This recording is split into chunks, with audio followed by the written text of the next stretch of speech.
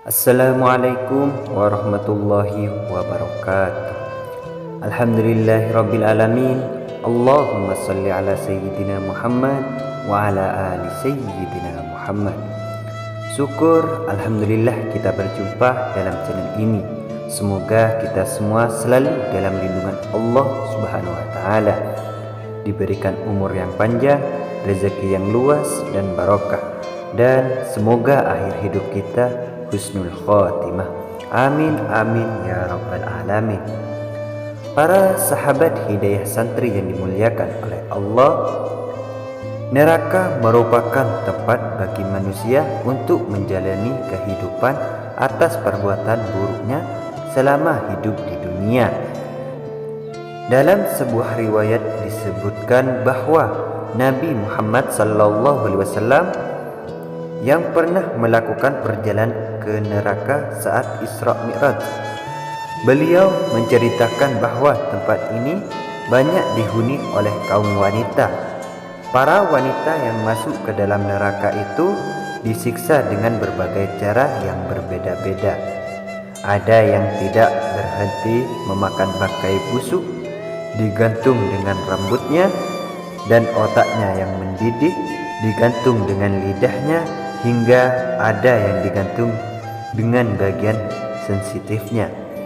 Ini menunjukkan bahwa setiap wanita yang masuk ke dalam neraka akan mendapatkan siksa yang berbeda-beda sesuai dengan apa yang ia lakukan selama hidup di dunia. Rasulullah SAW menjelaskan bahwa ada 4 golongan wanita yang jika ia tidak bertaubat kepada Allah, maka mereka akan dimasukkan ke dalam neraka dan disiksa dengan siksaan yang pedih. Lalu siapa sajakah 4 golongan wanita calon penghuni neraka itu?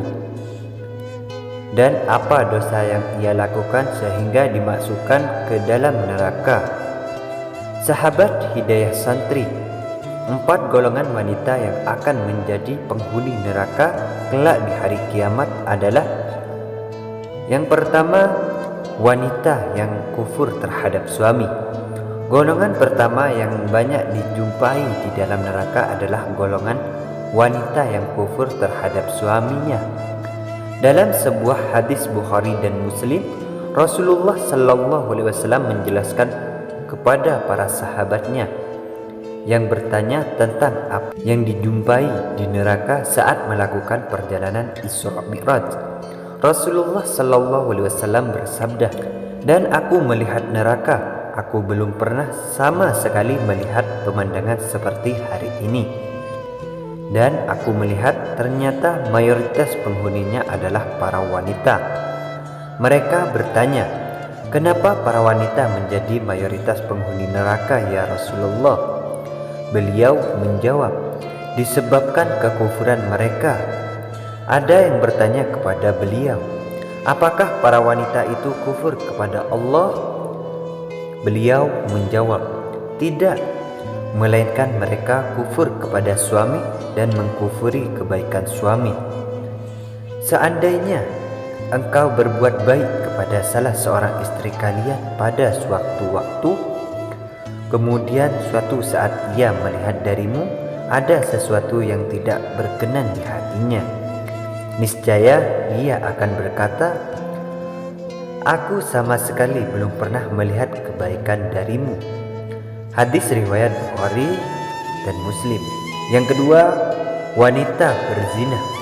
Di masa sekarang ini, wanita yang terlibat dalam berzinahan seolah-olah bebas dan bisa saja menjalani aktivitas hidupnya sehari-hari.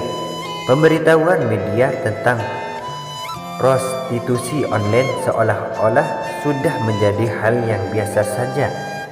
Padahal di akhirat kelak para pelaku zina akan mendapatkan siksaan yang teramat pedih. Hal ini disaksikan sendiri oleh Rasulullah SAW saat melakukan perjalanan Isra Mi'raj. Beliau Rasulullah SAW bersabda, "Kami berangkat pergi sehingga sampai di suatu tempat semisal tanur. Bagian atasnya sempit sedangkan bagian bawahnya luas. Dari situ terdengar suara gaduh dan ribut-ribut. Kami menengoknya. Ternyata di situ banyak laki-laki dan perempuan telanjang. Jika mereka dijilat api yang ada di bawahnya, mereka melolong oleh panasnya yang dahsyat. Aku bertanya, "Wahai Jibril, siapakah mereka?" Jibril menjawab, "Mereka adalah para pezinah perempuan dan laki-laki. Itulah azab bagi mereka sampai tibanya hari kiamat." Hadis riwayat Bukhari, Ibnu Hibban, At-Tirmizi, dan Ahmad. Yang ketiga, wanita yang suka menggosip. Golongan selanjutnya yang akan menjadi penghuni neraka adalah para wanita yang suka menggosip. Hal ini juga sudah menjadi kebiasaan wanita masa kini. Bahkan dalam salah satu media pun terdapat suatu acara khusus tentang gosip tersebut. Hal yang dianggap biasa ini ternyata amat berat siksaannya kelak di dalam neraka. Dalam Sirah Nabawiyah karya Syekh Muhammad Ali Asy-Syalabi diterangkan, Rasulullah saat Isra Mi'raj diperlihatkan para penghibah yang disiksa di neraka dengan memakan bangkai-bangkai busuk manusia. Rasulullah Shallallahu Alaihi Wasallam bersabda, "Tahukah kalian apa itu ghibah atau menggunjing?"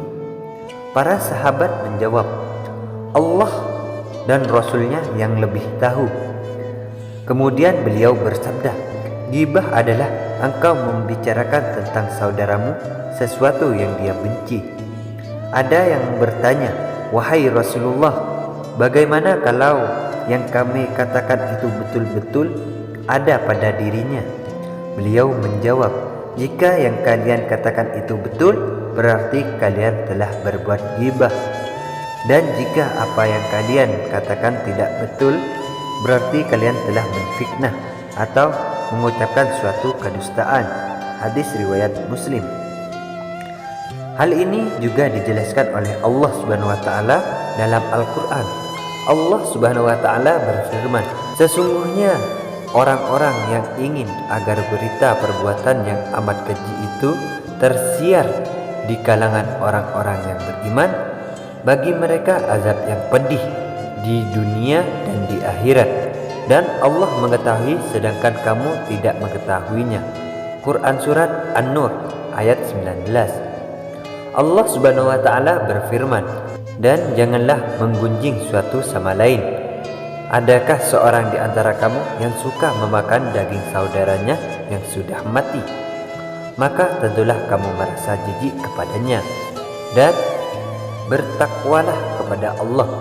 Sesungguhnya Allah Maha Penerima Taubat lagi Maha Penyayang." Quran Surat Al-Hujurat ayat 12.